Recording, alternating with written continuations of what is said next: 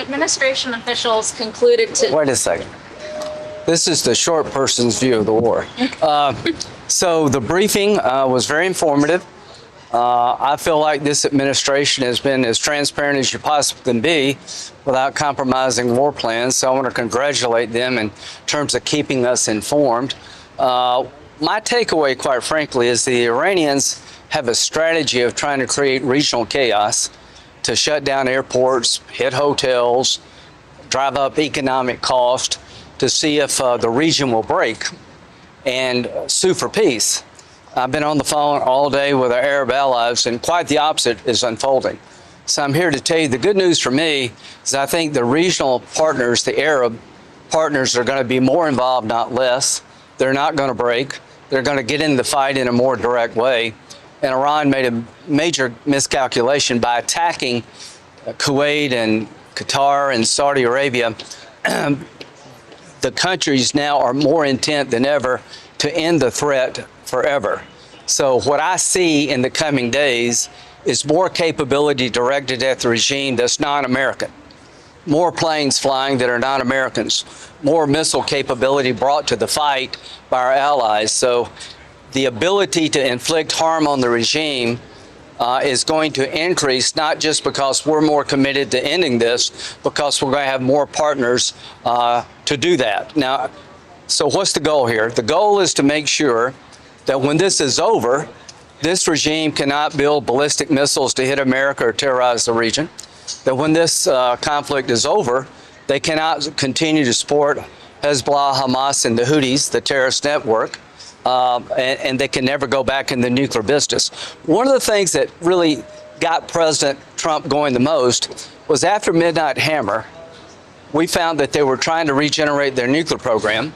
After basically months of negotiation, it was pretty clear that they're wedded to the capability they need to inflict terror, that the regime's goal is always to inflict terror and to push their religious agenda through force. And the missile buildup is designed to give them immunity in terms of developing their nuclear program. If we waited much longer, they're doing 100 a month. The idea of imminent threat to me is an odd thing. Who wants to let a homicidal maniac be able to get to the imminent stage of hurting you? If somebody is threatening my family, wants to rape your wife and burn down your house and kill your children, I don't want to wait till they get to the gun store and the gas station. Since 1979, this regime has been dedicated to chaos through their religious agenda. In 1983, 220 Marines were killed by Hezbollah in Lebanon, 18 sailors, 100 injured. Roadside bombs coming out of Iran have maimed and killed hundreds, if not thousands, of Americans. They mean it when they say death to America. I'm glad we didn't let it go further. I'm glad we didn't let them build more missiles. I'm glad we didn't let them regenerate after Midnight Hammer. So the idea that you're going to let a homicidal maniac get to the imminent stage, to me, is misplaced. So I've never felt better about how this ends. It's not if they fall, it's when they fall. It's not us alone, it's us with the region. Europe is now getting into the game. So I want to compliment President Trump for starting something that the world is now gravitating to. This regime is in its death throes. The amount of firepower coming in the next day or two from us is going to be overwhelming. And when you add to the mix the Arab capability, then it's going to be overwhelming. The demise of this regime is at hand. And the goal is to make sure they can never be a threat like they were before. Senator, how do you know it's not going? How do you know that the next regime that may come in may not be more hardline than the last regime? I don't think 32,000 people went to their death to be hard ass. That's really offensive to the people in the street, that they want a country that's more crazy. Why are they in the street? They don't like living under the Ayatollah. These people are not facing guns without arms because they like what's going on. To think that the protesters want more Ayatollah is really offensive to them. Here's what's going to happen. Maybe they won't be able Just to wait a control minute. The idea of the Ayatollah being our friend is zero. The Ayatollah of him, the idea of the Ayatollah giving up his nuclear ambitions were zero. He's a religious fanatic. You could say that about Hitler. I bet somebody asked in 1935, what happened if we killed Hitler? God, I wish we'd have known. It will only get better. Now, what happens is up to the Iranian people, not me, not anybody here. They have a chance to take their country back if this regime falls. And I think they want it back in a different way. The idea that these people would want the same thing after sacrificing really is short-sighted. It's offensive to them. So, to the world, to Europe, get behind the protesters. They're your best chance to have a stable Iran. They're not going to repeat the mistakes of the past, I don't believe. But if they do, we'll do what we did in the past. We'll deal with the threat. So the idea that you, like, taking Hitler out, if somebody asked that in 1935 and they say, let's don't do it, boy, was that a big mistake. It would be a big mistake to let this regime continue to march toward a nuclear weapon, to build more missiles. So the regime is going to fall, and what follows will be up to the Iranian people, and I think it's going to be better. And the biggest prize of all is that when they fall, I talked to Saudi Arabia today, when this regime collapses, there will be a sprint toward normalization. Bibi said last night that he wants to work with Saudi Arabia to take up where they left off under President Biden, and I want to give him credit for trying to expand the Abraham Accords to Saudi Israel, which is the biggest prize of all. So this regime is going to collapse. It's not if, it's when. And when that happens, there'll be a gateway to peace that no one ever envisioned. So President Trump, I'm glad you did it when you did it. If we waited much longer, we'd have a bigger threat on our hands, and we're on the verge of a new dawn. Senator, is there a need at any point for Congress to take a vote or have any role here? Absolutely. Here's what I think. Normalization will require Congress. MBS wants a treaty with the United States. Well, that requires 67 votes. There may be a supplemental coming.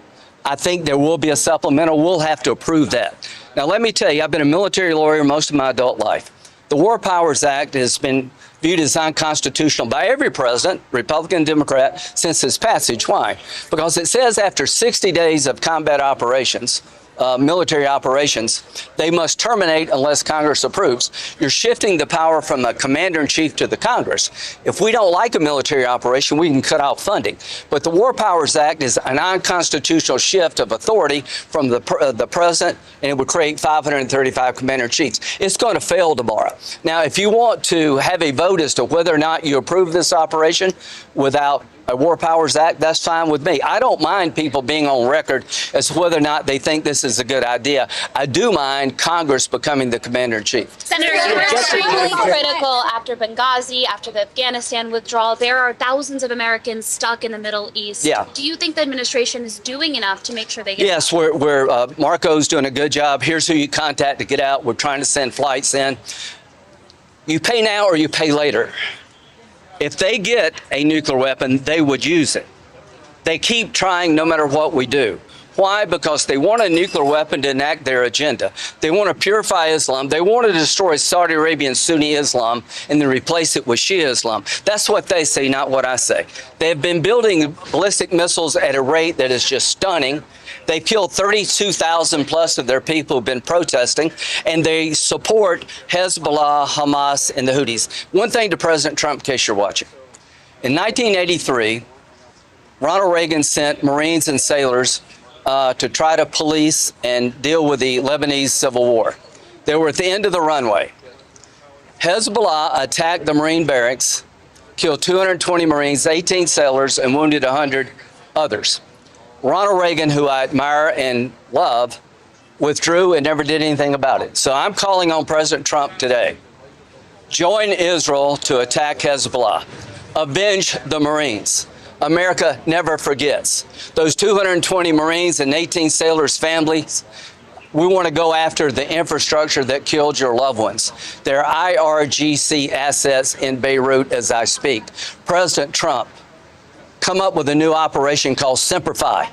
Fly with Israel and go after Hezbollah, who has American blood on its hands. Not only take the mothership of Iran down, also take the proxy of Hezbollah, settle the score, even the account. Senator, what is your best assessment of what the timeline looks like now? I feel that's a good question. And then also, how are we not going to be drawn into a larger ground operation? There is no reason right now to use troops, but if we need them, the goal is victory. Listen to this. Donald Trump is seeking victory against the Iranian regime. Who's going to win a war between the Iranian regime and the United States? We are. We're going to win this conflict. We have Arab partners today that we didn't have yesterday. So this is going to end with us winning and the Ayatollah's regime going down. What happens next is up to the Iranian people. So what I would tell the American people, pull for victory. Hope that this works well. Pull for the idea that the Iranian people can live without the Ayatollah, that they can be a new Iran emerges from the ashes of this regime. It would be a good thing for the world. At the end of the day, the region is committed to seeing it through. Iran is trying to break their will. It has backfired. So the timetable has shifted.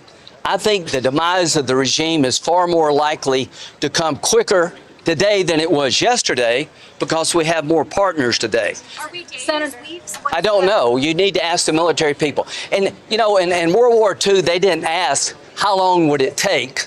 They said, we're going to go to Berlin, we're going to go Tokyo, we're going to protect our life. See, what you got to understand, that the regime in Iran would kill everybody in this room if they could. It's not about Republicans or Democrats, it's about Americans. They're religious fanatics. They want to kill all the Jews. They want to destroy Sunni Islam. They want to come after us. So we need to have the approach to this like we did in World War II.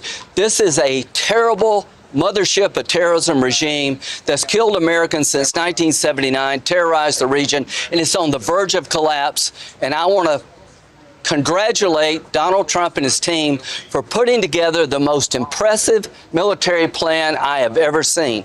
What's coming in the coming days from us is going to be a lot bigger than it's been in the last couple of days. The Arabs are in the fight now, so stay tuned. What's coming toward the remnants of the regime is going to be overwhelming. The liberation of Iran is at hand. The gateway to peace is about to open. Things that I've been working on with President Biden can now materialize. The biggest prize in the region would be the end of the Arab-Israeli conflict. That will never happen as long as Iran is around. October the 7th was designed to stop what President Biden and I were trying to do, build on the Abraham Accords. Iran's worst nightmare is the Arabs and the Israelis make peace because they're not a peace-loving people. It's a cult of death. We're going to take up where we left off when this regime collapses, and I think the biggest prize of all from taking the regime down is that those who want to make peace in the region will be able to do it without being threatened by the mothership of terrorism. What message should China take Congress declare war? Senator.